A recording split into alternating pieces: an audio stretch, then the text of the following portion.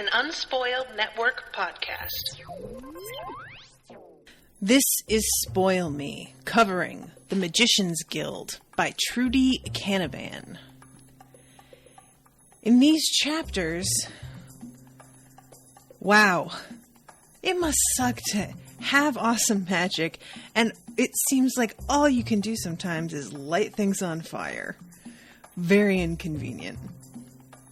Welcome to Spoil Me.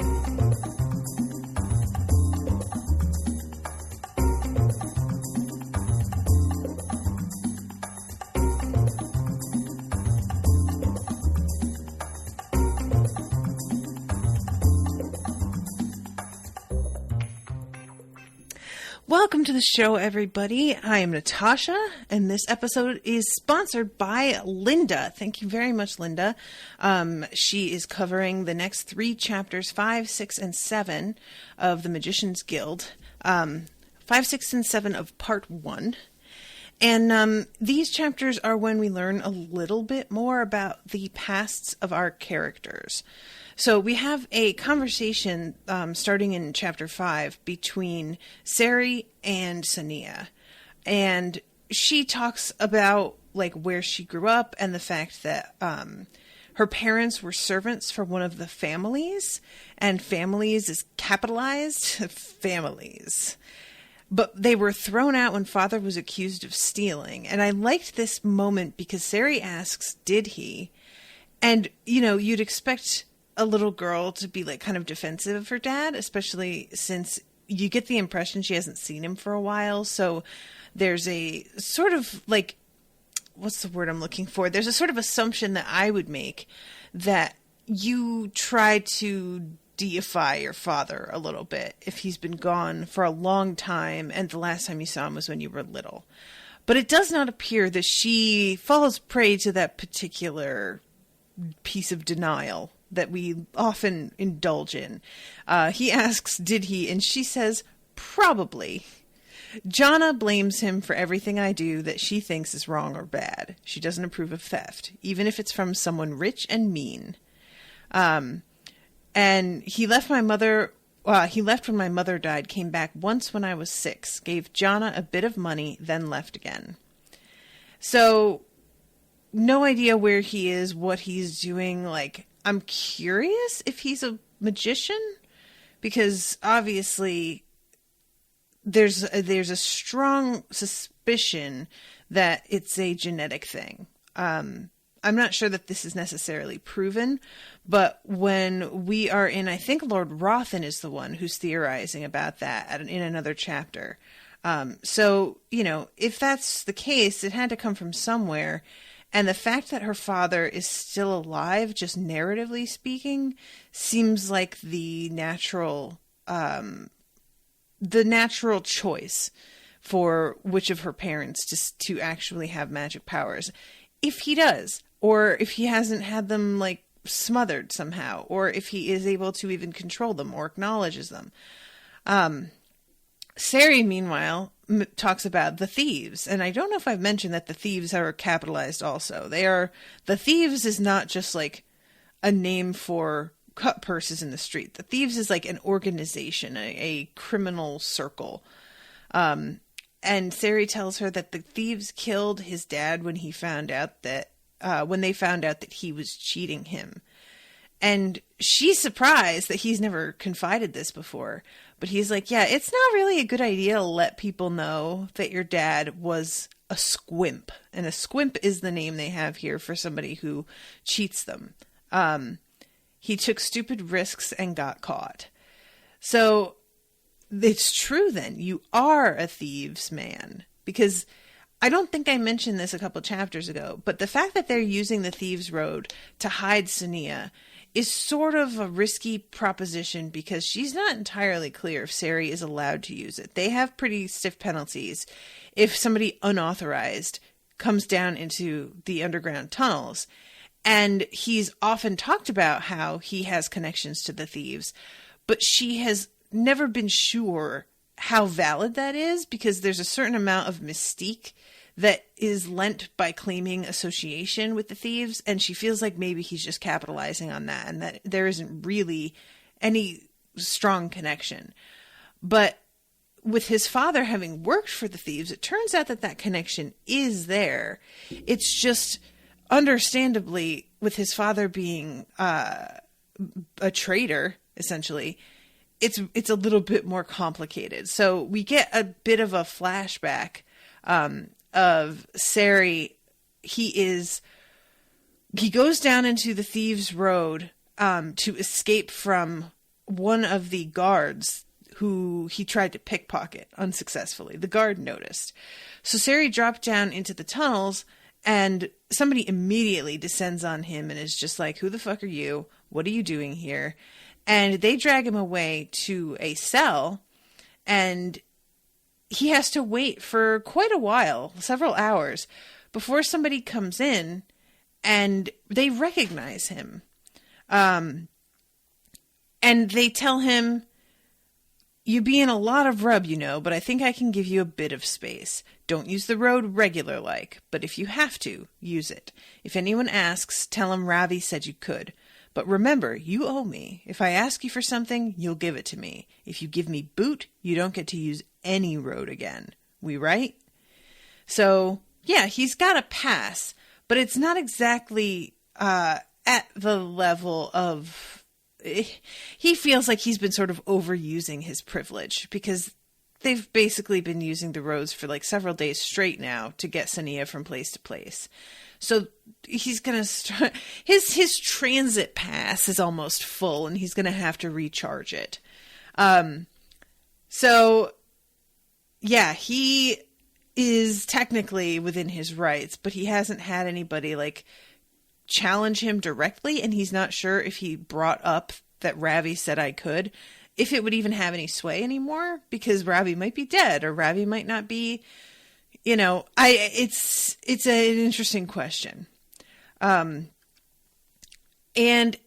there's also some description of how he feels about Sonea, that he had some uneasiness because he always sort of suspected in his heart of hearts that she was going to leave the group. And when she did, there was almost like an inevitability to it that she's not really part of this somehow. And he's looking at her again here, and it says he had always hoped she would come back one day, but had never believed it. She was different, special. He'd always known she would get out of the slums one day. She was special, but in a way he could not have guessed. She had magic, but she also had very bad timing. Why couldn't she have discovered it while making a cup of raka or polishing shoes? Why do it in front of the Magician's Guild? She had, however, and now he must do all he could to keep her from them. At least that left them plenty of time together. Even if that did mean risking his understanding with Ravi, it was worth it.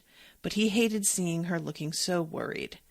So, in short, he's got it bad. He's super into Sonea. And there is something about the way that Sonea reacted to his other friend. Is it Herod?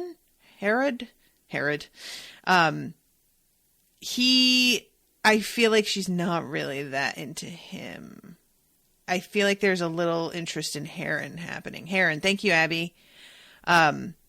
Because of her interest in the fact that dude was with Doria.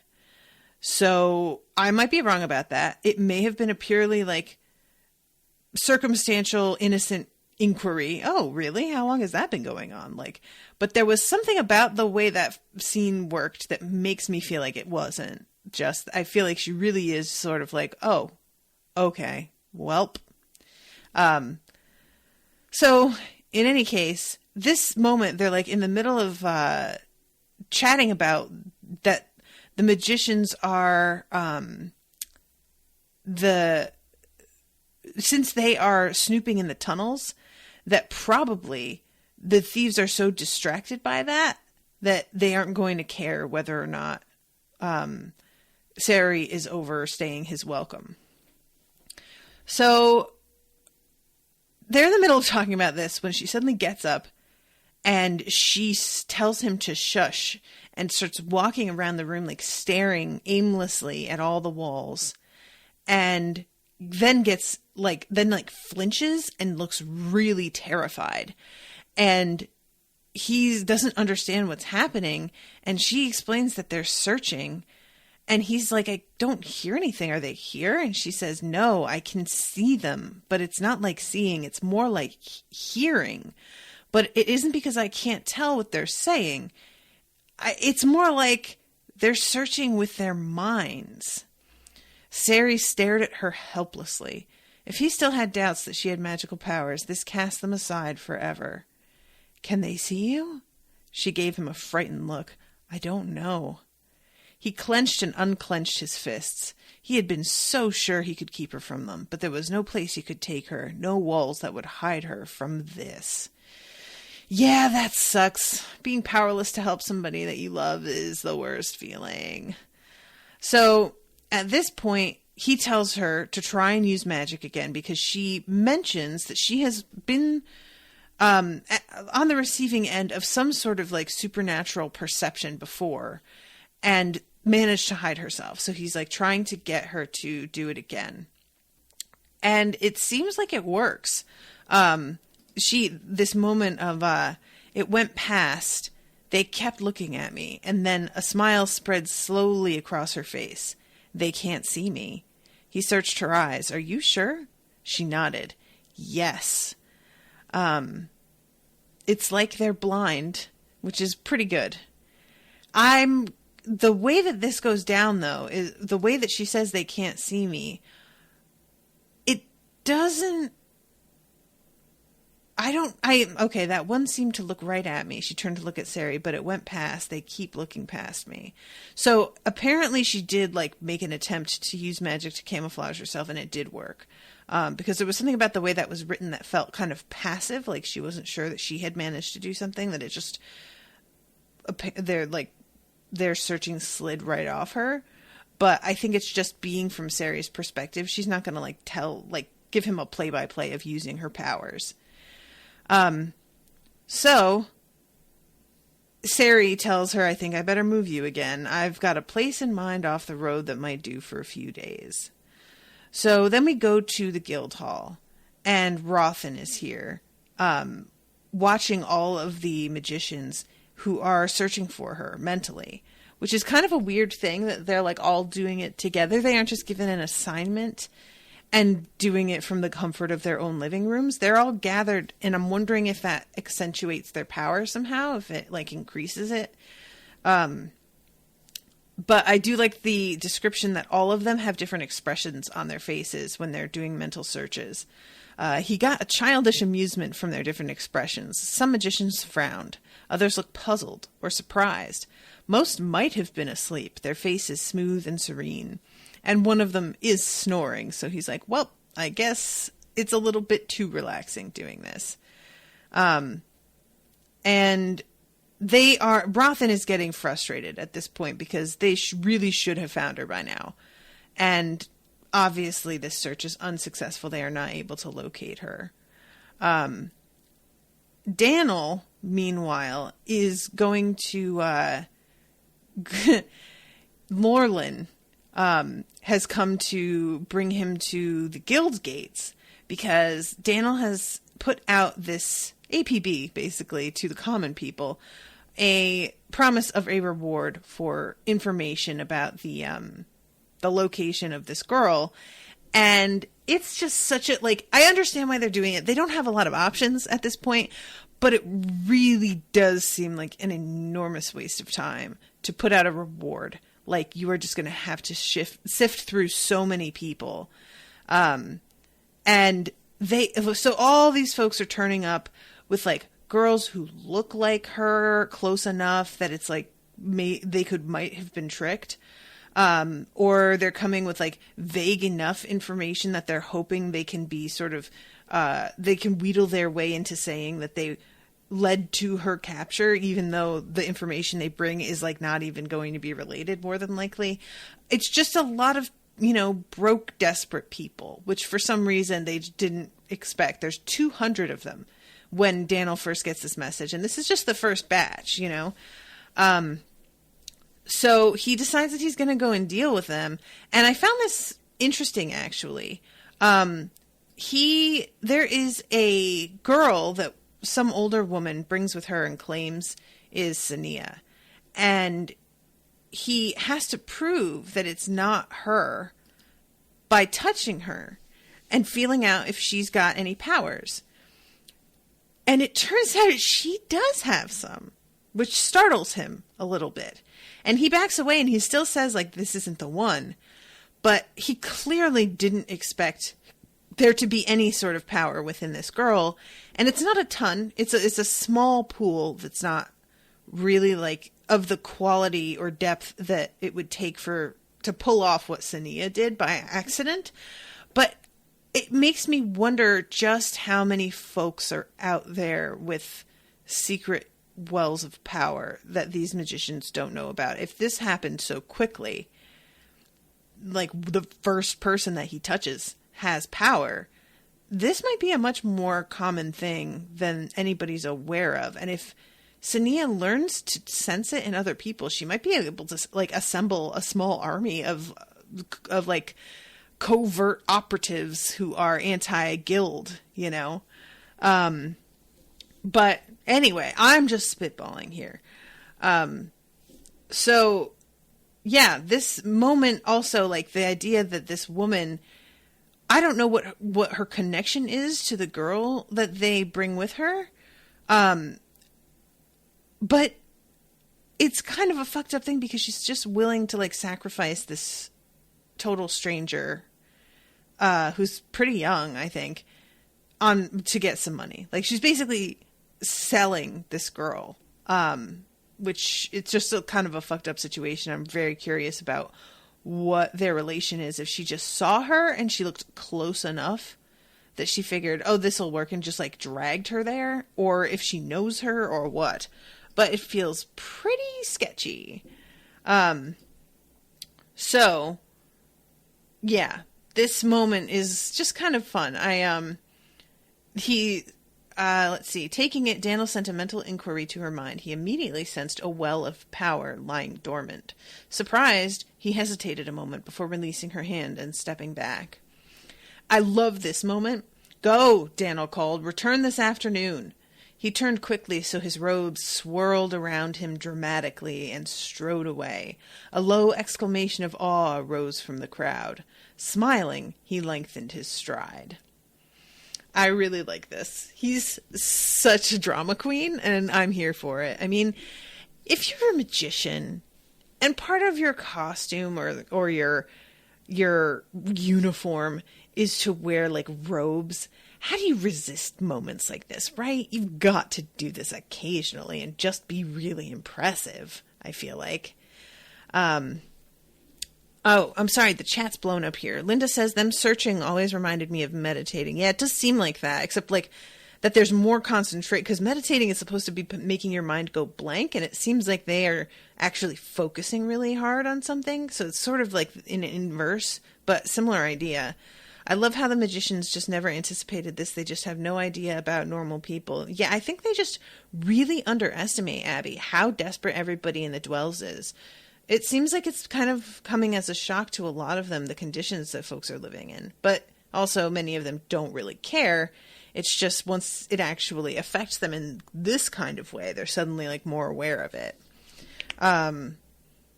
So, okay. Daniel tries to tell himself, like, oh yeah, it's a total coincidence. Perhaps she was the daughter of a prostitute who had conceived a magician's child. Daniel had no illusion about other magicians' habits. So I really like the fact that he's immediately concocting this, like, dismissive, like, oh, well, you know, that'll happen. And I'm like, maybe this is just more common than you think, Daniel. Maybe y'all want to pretend you're real special. And it's just that you don't extend the opportunity to learn to anybody who isn't wealthy and from a family. Then he remembered Lord Solon's words. If this young woman is a natural, we should expect her to be more powerful than our average novice, possibly even more powerful than the average magician. The girl they were seeking might be at least as strong as him. She might even be stronger. He shivered. Suddenly it was easy to imagine the existence of thieves and murderers secretly wielding powers that only the magicians of the guild were meant to possess. Interesting. Were meant to possess. It was a frightening thought, and he knew that he was not going to feel so completely invulnerable next time he walked the streets of the slums. So,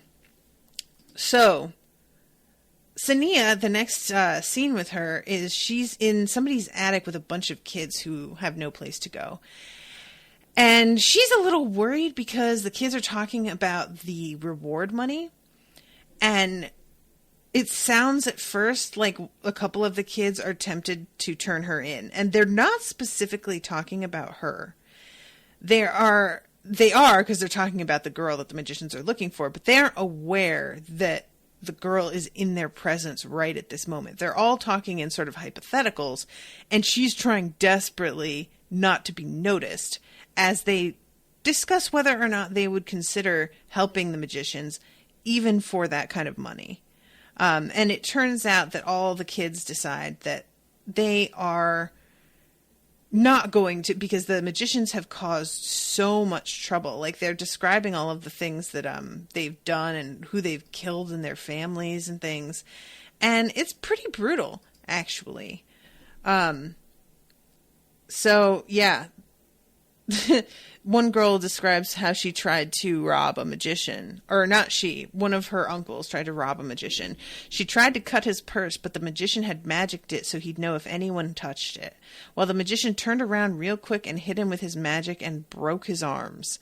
Both arms? One of the younger boys asked. She nodded. Without even touching him, he just put up his hands like this, and the magic hit my uncle like someone had thrown a wall at him. That's how he told him, my uncle did. Yikes. They just fucking broke the guy's arm. Both arms. That's fucked up.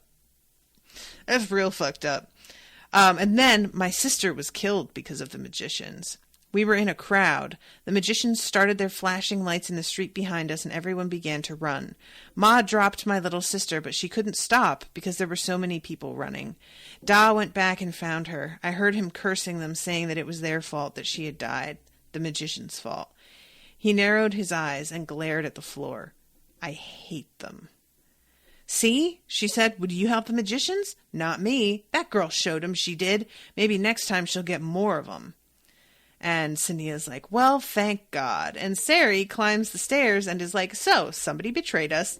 It's just really kind of a great moment because she's just started to relax and be like, okay, these kids are going to be cool about this. And then, no, somebody else has already turned them in. And there is a secret passage that he would normally use, and it's locked up. So they wind up having to, like, climb out onto the roof. And as they do that, they hear somebody, a certain magician who got clipped on the head not too long ago, yelling at the owner of the house about how he's going to have him kicked out of here because he's, first of all, suspects him of colluding with Sonea, and also, like, he's allowing a bunch of street kids to sleep here, which I guess is not supposed to be allowed. And apparently, he, like, we hear later, and this is, what is his name? Is it Farron? He does evict this dude, but the guild steps in and is like, no, I don't think so, and undoes it. But he would have, and he would have felt no compunction about it at all. And we find out later that this motherfucker wants to get custody of Sonea to quote, train her, which I don't know about you, but this guy, even if he weren't, like, as cruel as he obviously is, I don't feel like I want the guy that, like, I humiliated in front of everybody, suddenly in control of my destiny. Like, that feels like a real conflict of interest because dudes have some fragile egos. And there's Daniel's, like, when Daniel is, hears about it later, it says that his blood runs cold hearing this. And I feel like that's a pretty extreme reaction. So he's got to know something about this dude more than what we have actually heard. he obviously hates him and he makes no secret about that, but everybody sort of acts like it's just this like little personality thing. Like, oh, well, you guys just don't like each other. But it definitely seems like it's more than that for Daniel. Like, he saw him do something or knows something about his history or something that other people don't seem privy to. Or else maybe he just has like more insight than the average person. I don't know. But it seems like everybody in the guild sort of treats him, Fergan, thank you, Abby. Fergan, it seems like everybody sort of treats him like, yeah, isn't he insufferable? But he's pretty much harmless. He's just really irritating and a bit of a snob. But Daniel seems to be like the only one that understands how dangerous he is, genuinely cruel he is. And I'm frustrated at the fact that Lord Rothan doesn't seem to see it. Because Lord Rothan is a pretty sensitive person, it feels like. And you think that he would pick up on that. But he doesn't seem to. Not really, at least it doesn't alarm him the same way. So, yeah, they have to sneak out via the roof and, like, climb down the rain gutter. And Sonea is blaming herself for this. Says all because of me about what's going on with the owner. The house owner's name is Norin.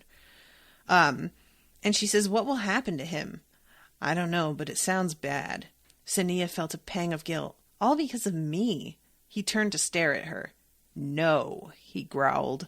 Because of the magicians and whoever betrayed us. He scowled back down the passage. I'd go back and find out who it was, but I've got to get you somewhere safe. Looking at him closely, she saw a hardness in his expression that she had never seen before. Without him, she would have been captured days ago, would probably be dead. She needed him, but what was it going to cost him to help her? He'd already promised or owed favors for her, and he risked the disapproval of the thieves by using the tunnels. And what if she was found by the magicians? If Norin suffered the ruin of his house for being suspected of hiding her, what would the magicians do to Sari?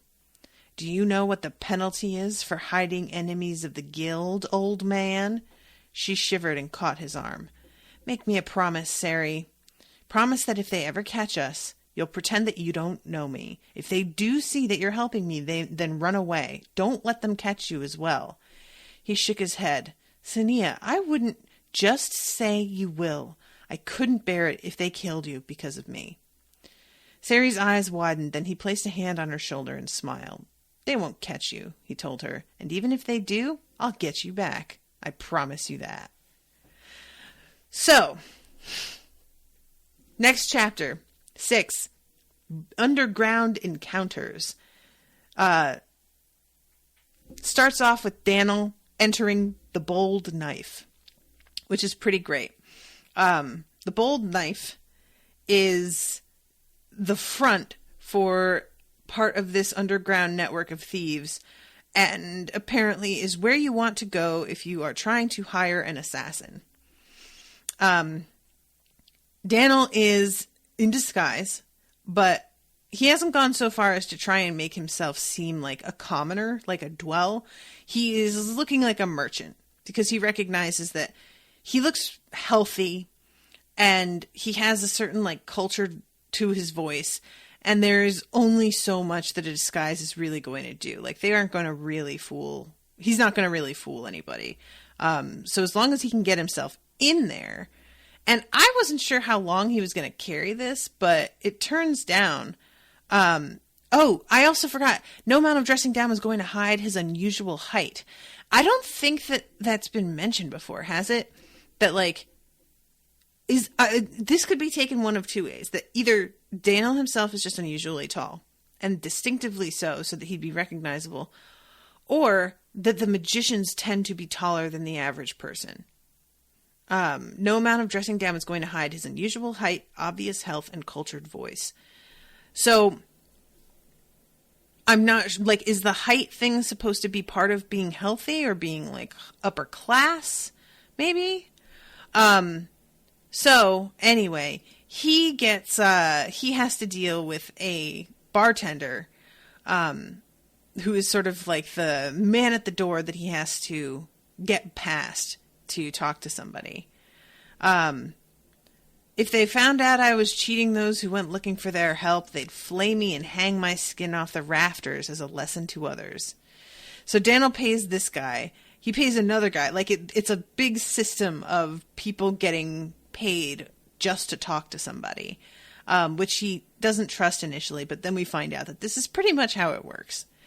And he gets led down into an alley, and he thinks that he's been conned, that, like, there's nobody here, there's nobody coming, that some guy took his money and just led him down a blind alley and left him there to just stand and wait like an idiot. But a couple of dudes show up, and it says they wore heavy long coats and gloves. The one at the center, there's three, sorry. The one at the center bore a scar down one cheek. They returned his stare coldly. So this is the slaughterhouse. How appropriate. Are you my escort now?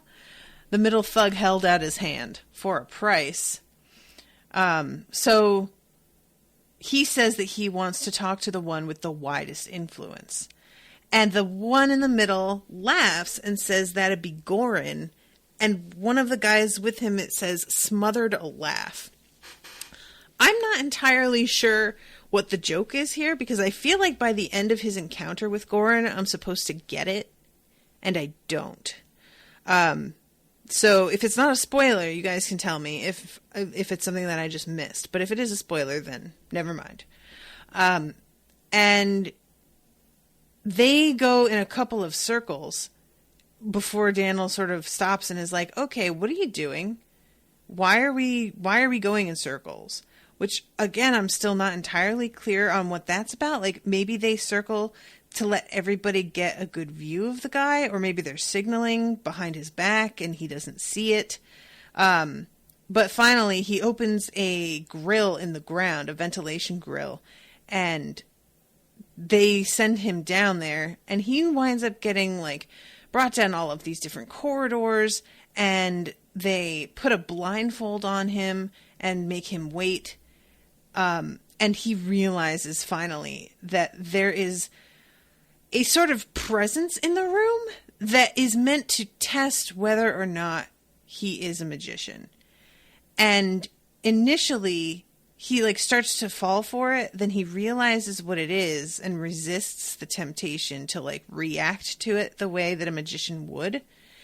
And this gets him close enough to talk to Goran, because if he had reacted, then obviously they'd have probably just grabbed him and tossed him out. But as it turns out, he doesn't hide the fact that he's a magician once he starts talking to him, which I found really surprising. So I kind of admired that, I think. But yeah, he straight up tells him, you guys should have had a better test. And let's see, where is it? Father. I want you to help me find somebody. A girl, 14 to 16, small build, dark hair, skinny. Ran away, did she? Yes. Why? A misunderstanding. Goran nodded sympathetically. Where do you think she might have gone? The slums? If she is alive, I'll find her. If she is not, or we have not found her within a time, we'll agree on how long. Your obligations to me end. What's her name? We don't know her name yet. You don't... Goran looked up, then narrowed his eyes. We? Daniel allowed himself to smile. You need to devise a better test. Goran's eyes widened slightly. He swallowed, then leaned back in his chair. Is that so? What did you intend to do with me if I hadn't passed? Lead you somewhere far from here. He licked his lips, then shrugged. But you were here, so what do you want? As I said, we want you to help us find the girl. And if we don't? Daniel let the smile fall from his face. Then she will die. Her own powers will kill her, and destroy part of the city too, though I cannot tell you how much, as I don't know her strength. If you help us, it doesn't have to be a profitless arrangement, though you must understand that there are limits to what we can be seen to be doing. So, Goran is getting into this arrangement with Daniel, and then we have this moment later with Sonea is with Danya and Heron and Sari in a really, like, bad situation. It's a storage room that's, like, damp and gross and terrible. And later on, Sonea decides that the only option that she has is to basically turn herself into the thieves. So I'm not exactly sure how this is going to turn out, if they're going to lie to the magicians and not, like, disclose that they have her because they could make good use of her as a magician, or will they lie to her and turn her in because the magicians have, like, offered such a reward, or are they going to try and play both sides and tell her that they're hiding her, tell them they have her, and, like, try and get something out of each of them. But in any case, they are in this, like, storage room that isn't really that secure, but it's sort of the only place left that Sari can think of to hide her. And they're not there, like, 5 minutes before some people start to, like, show up. 4 boys stepped through the doorway. They looked at Heron and Sari. Then, as they located Sonea, they exchanged eager looks. "Burl," Heron said, "what are you doing here?" A stocky youth with muscular arms swaggered forward to face Heron. Sonea felt a chill. This was the boy who had accused her of being a spy. So she looks around and recognizes a couple of the other boys too, because, like, remember, she used to run with this crowd. And there is a sort of, like, heartbreaking... There's just something so much sadder about being betrayed by people that you vaguely thought would be on your side when it came down to it. Like, you're not friends, but there's a sort of, like, unity that tends to happen. And seeing that really just meant nothing when it comes right down to it, I think is kind of a bummer. So these guys are going to turn Sonea in and take the money. And Burl took a step toward Heron. As Burl's companion fanned out to surround him, Sari moved to his friend's side, eyes steely, hands in his pockets. "Come on, Heron," Burl crooned. "We don't have to do this. Give her up. We'll share the money, just like old times." That's an interesting statement. Just like old times. Heron's face twisted with anger and contempt. A knife flashed into his hand and he lunged forward.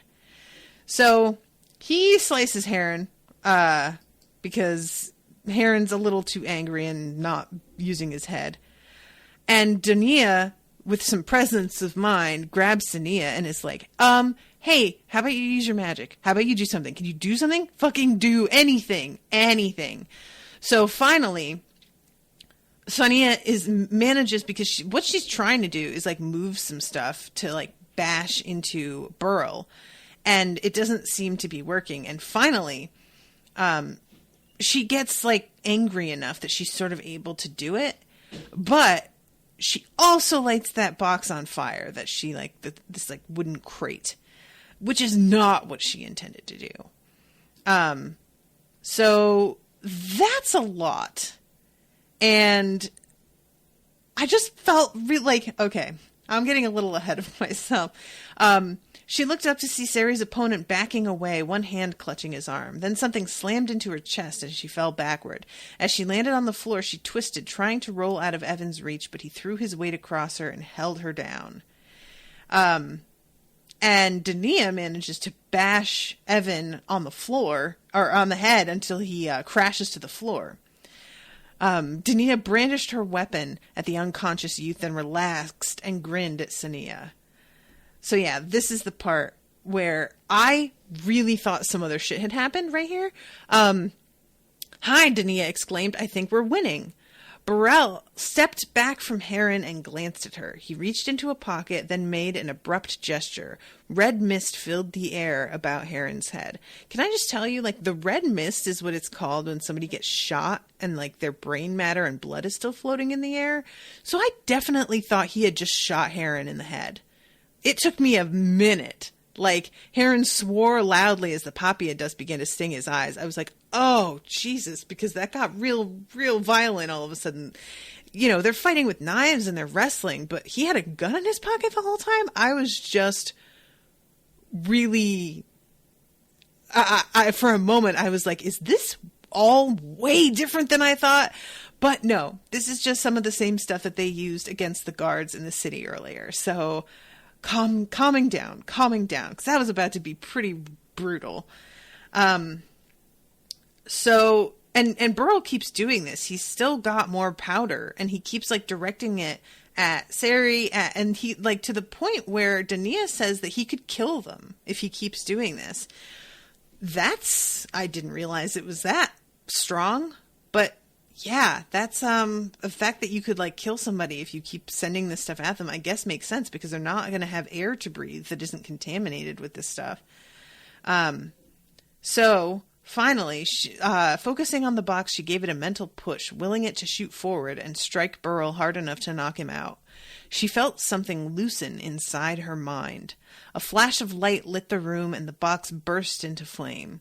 Burl yelled as it roared toward him, then ducked out of the way. It clattered across the floor and came to rest in a puddle, the water sizzling as it evaporated. The packet of papaya dust fell to the floor. Burl stared at her. Smiling, Sonea stooped to pick up another slat, straightened, and then narrowed her eyes at him. All color drained from his face.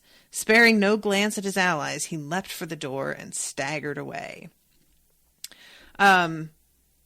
So they are feeling like pretty decent about the fact that they stood up to these guys, but Sonea is, Donia is trying to get Sonea to use her power to try and heal Heron. And Sonea's like, hey, girl, that box wasn't supposed to burst into flames. So maybe you don't want me, like, messing with the body of your beloved, because I might fuck him up real bad. Like, we have no idea what I can do. And I appreciated that she had the foresight to be worried about that, because, yeah, that doesn't seem like a great plan. I understand the temptation. If you have somebody in your midst that might be capable of doing that, like, no, I get it, but no, good on you that you resisted doing that. So finally, like, Sari's kind of out of the hiding places that he's been using, and he asks Sonea, like, do you have any money? And she says that it's Jonna and Renell's, and he's like, listen, you're running for your life. I'm pretty sure they're going to be okay with you using your money for that. Like, we'll try and pay them back if we can, but at the moment, this is an emergency. So the next chapter begins with them, or actually it doesn't begin with them, but this happens later on. They are staying in like a bathhouse, and they've all taken hot baths and are wrapped in like big fluffy towels. And I can't tell you, it did my heart so much good for them to like get a moment's breathing room and rest and comfiness. Sounds great. I wish that I had a big giant bathtub. That's one of those luxuries that's like, it's a real, it's the kind of treat that like just keeps on giving, you know? But God, a nice deep bath where you can really sink in. Is there anything better? It's so great. So Rothan has been interviewing informers, and they are mostly useless. And he is thinking, I really like this. He thought wistfully of his late mentor, Lord Margan, who had tried without success to invent a way to transfer mental images to paper. Daniel had taken up the challenge, but had made little progress. And I liked that because that had occurred to me also, that is there a way to get the mental image to be like, you know, basically, can you put it on an iPad screen and hand it out? Can you do the sort of thing that she does in Bones, where she makes like these 3D renderings and they can just come in and like check it out when they need to? But apparently not. And I kind of like that there is that limitation, because that would be a huge advantage. Nevertheless, Rothan is walking by himself, and he overhears somebody talking. And when he looks through the hedge, it's the administrator, Lorlin, and Fergan. And this is when he realizes that Fergan is trying to claim guardianship of the girl. And he tries to say that it's because he was the first to feel the effects of her power. And by that, he means she hit me with a rock, which doesn't feel like it's enough. And I don't know how the laws and bylaws of the Magician's Guild work, but he seems pretty confident of his claim. And Rothan, when he's discussing this later, he repeats what Fergin's claim is, with like a sort of a twist of his mouth that suggests that he's making fun, but nobody says like, oh, well, that'll never hold up. So it worries me that maybe he does have enough of a claim. But it seems like Rothan's the one who was able to pinpoint exactly who she was in the crowd. That feels to me like that should count for more. But then I guess Fergin could argue that I only couldn't pinpoint her because I was literally knocked out. If I had been able to look at the crowd, I could have seen her myself. And maybe then, I don't know. I'm just curious how that's going to play out. He smiled to himself. Daniel was not going to be pleased. His friend had harbored a dislike for Fergin since they were both novices.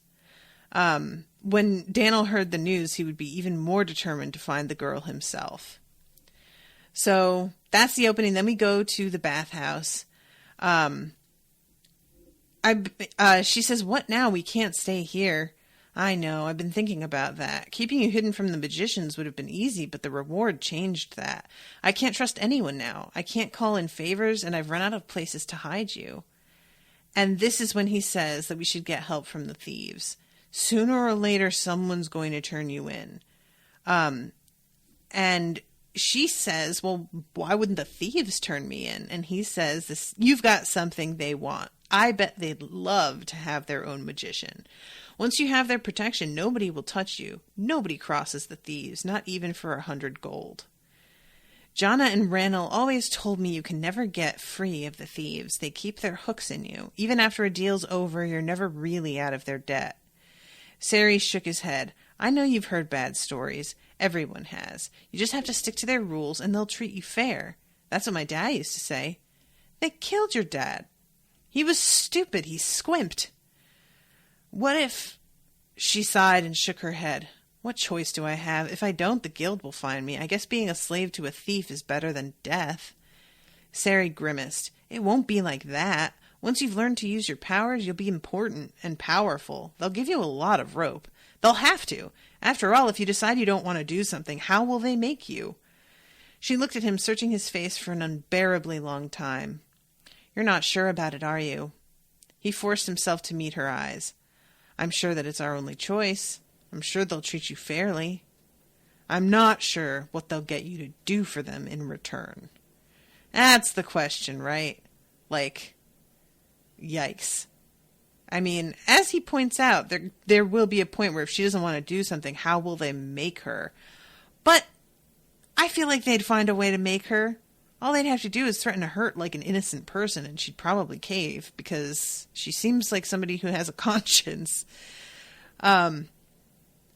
But yeah, she decides that she's going to do this, and he's a little heartbroken because he knows that if she joins up with them, that he's probably not going to be seeing her again. And then he goes and talks to Heron and Donia. And he tells her that she's agreed. And this... I like this conversation because they just kind of call him out on the fact that he's so into her. It won't be hard to find out from Beryl and his lot that she's... If they know so much, Donia interrupted, why haven't they just come and taken her? That's not how they do things, Sari told her. They like making bargains, then most of the people working for them are happy and won't cause trouble later. They could come to us and offer protection, but they haven't. That makes me think they're not sure she's got magic. If we don't go to them, they'll let one of their own turn her in. That's why we'd never get her out of the city. She's heard the stories and she's scared, but she knows she's got no other choice. And this is when Heron says, "Are you sure about this, Sari? I thought you had a shine on her. You might not see her again." Sari blinked in surprise and felt his face warming. "You think I'd see her again if the magicians got her?" Heron's shoulders sagged. "No." Sari began pacing. "I'll go with her. She needs someone familiar around, and I can make myself useful." Heron reached out and grabbed Sari's arm. He stared at Sari, searching his eyes, and let him go. "So we won't be seeing much of you anymore, then?" Sari shook his head. He felt a pang of guilt. Heron had been deserted by 4 members of his gang and was unsure of the rest of them. Now his closest friend was leaving. I'll come by when I can. Gellin already thinks I work for the Thieves anyway. Heron smiled. All right then. When will you take her? Tonight. Danya placed a hand on Sari's arm. But what if they don't want her? Sari smiled grimly. They'll want her. Yeah, I feel bad right here, like Heron losing him. Like, I didn't really think about the fact that the consequences for him of doing this necessarily. But yeah, he's going to join up with them if he can and try and keep an eye on her and have her back a little bit, which is the right decision. I admire that, but he's really giving up a lot here.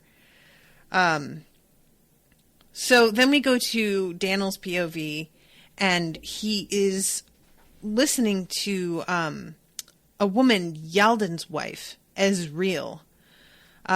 They're talking about the situation with that house. He ordered the guard to evict the man from his home just for letting children sleep in his attic. That's awful. And when they explain to him what's going on, Daniel is just like, was this fucking Fergan? Like, he doesn't even have to be told. He knows who it is. And so what happened was the man evicted. Laurelin countermanded his order, of course, but Fergan had already disrupted much of the house, looking for hiding places, he said. I can't believe Fergan would be so vindictive, Daniel snorted. I'm surprised he didn't decide to interrogate the poor man. He wouldn't dare, Yaldan said scornfully. Not now, Daniel agreed. Yeah, and then this is when Rothan spills that Fergan wants guardianship, and everybody's like, not only does he not really have a claim that we seem to agree with, but they all mention that he's not a strong magician. I thought the guild discouraged weaker magicians from taking on the guardianship of novices, which is interesting. For some reason, because of the way Fergan behaves, I assumed that he is more powerful than most of them. But it turns out that he's not, which is sort of gratifying, but also, like, dangerous. Like, the fact that he isn't as good, but he's so much more snobby and full of himself. Arrogant. That's the word I'm looking for, Abby. Thank you. That feels like a bad combo. Get a Napoleon complex going with this guy here. He says he was the first to know of her powers because he felt the effects of them first. Is that a good argument? I hope not, Daniel muttered. This news disturbed him. He knew Fergan well, too well. What did Fergan, with his contempt for the lower classes, want with a slum girl anyway? Perhaps he's planning to take revenge for his humiliation in the North Square. Rothan frowned. Now, Daniel, you have to consider the possibility, Daniel injected. Fergan isn't going to all this trouble over a small bruise, even if it did hurt his ego, Rothan said firmly. He just wants to be the one to capture her, and he doesn't want people to forget it afterward. Daniel looked away. The older magician had never understood that his dislike for Fergan was more than just a grudge left over from their days as novices. Daniel had experienced too well how single-minded Fergan could be when it came to revenge. So yeah, they're all discussing this and the fact that this girl has really started to, like, mess with some shit within the guild just by existing, just by doing what she did. And this is when Daniel confesses that he has been dealing with the Thieves, calls them associates. I spoke to one of their leaders. Ezreal's eyes were wide. What was he like? His name was Gorin. I guess the leaders name themselves after animals. I guess they choose a title according to their stature because he certainly looks like his namesake. He's enormous and woolly. I almost expected to see horns. And Yaldan says the higher magicians won't agree to exchanging favors with the Thieves. Daniel waved a hand dismissively. Of course not. I told him that, and he understood. I think he'd accept money. So this is an unusual arrangement because the Thieves like to deal in favors, information, that kind of thing. So just being paid is not often how they work, but they are going to try that with the guild, because there's not a ton of favors that they can exchange with the guild that won't be obvious and traceable, and the guild can't afford to be associated with them in that way. Everybody knows the money will go to someone from the slums anyway, so they must expect that person to be someone of questionable nature. Only you could make something like that sound perfectly reasonable, Daniel. Daniel grinned. Oh, it gets better. If we present this carefully, everyone will be patting themselves on the back for persuading the thieves to do a good service for the city. And finally, he's like, all right, this is definitely still happening, but I need you guys to not say any shit about this to anybody. And they're like, all right, we won't say anything, but you better be fucking careful, because the fact that we all know about this does mean that we're all in it now. And if you fuck up, it's all of our asses on the line.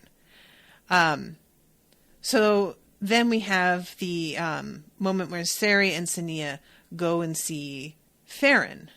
So they think. This moment, I asked to see Ravi. The man smiled crookedly. Then Ravi must want you to see Farron. Sari shrugged, then moved through the doorway. Following him, Sonea wondered if a thief named after a poisonous eight-legged insect was more dangerous than a thief named after a rodent. So is Ravi the rodent and Farron's the spider? I'm curious which one is which. And this thief was a Lonmar, a member of the proud desert race whose lands lay a long way to the north of Kilralia. Lonmar were uncommon in Imarden. Few liked to live outside their rigid culture. Theft was considered a great evil to the Lonmar, as they believed that when one stole something, no matter how small, one lost a portion of their soul. A dark-skinned man in black, slim-fitting clothes, startling pale yellow eyes, examined them closely. That is a look. I'm very, who I thought of immediately here was, what's the dude that opens the portals, on Asgard? The one that's played by Hot Guy? Oh, God, this is killing me. But he has those, gold eyes when he's in costume. And it looks amazing. And, yeah, that's sort of who I was picturing here. So I have a crush on Lonmar now, is what I'm saying. And he acts like he's not too impressed.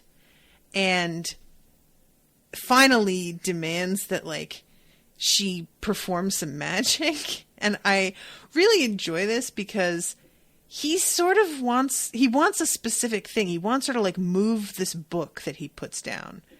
And she does move it a little, but she also lights it on fire. And she's worried that the fact that she can't do exactly what he asked, that's going to get her sort of disqualified. But Farron is just oh, sweet, you lit it on fire. He's not upset about this at all. It turns out to be a great little moment. And I love that he jumps and curses and everything. Grabbing the glass, he hastily poured the contents over the book to extinguish the fire. Farron lifted a hand to silence her and grinned. I think you might have something worth protecting, young Sonea. So that is the end of chapter 7, guys. So yeah, she's working with the thieves now. Linda says, honestly, I think it would hurt the thieves more to be seen working with the guild. Yeah, you know what? You might have a point there. A lot of their street cred is undermining authority. And if they're seen to be working with them, that's pretty yikes. But yeah, guys, so that is the end of the last chapter. Is there anything you want to address before I wrap it up and say goodbye? Any questions that you have for me? But this is fun and really interesting, and I'm just really curious. I wish I got a little bit more. Honestly, as much as I am interested in what's happening to Sonea, I am more interested in the Magician's Guild and the personalities there. because I guess I feel like inevitably Sonea is going to end up with them.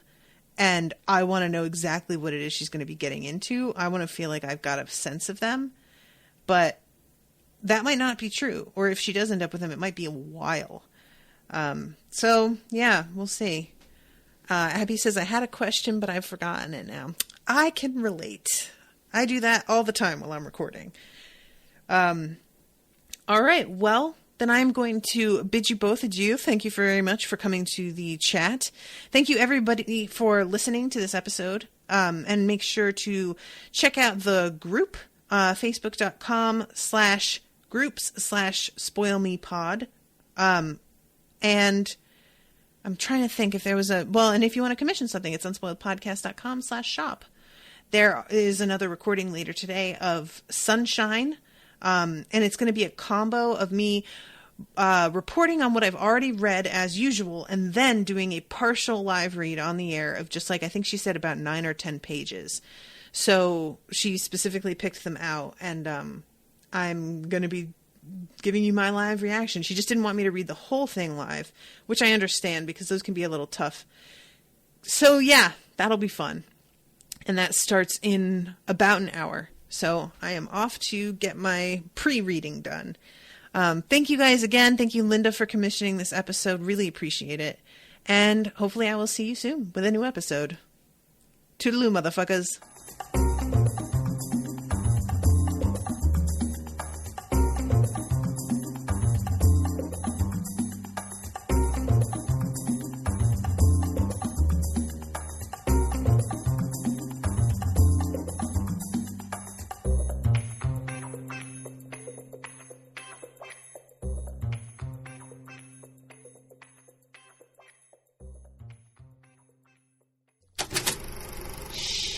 That was an Unspoiled Network podcast.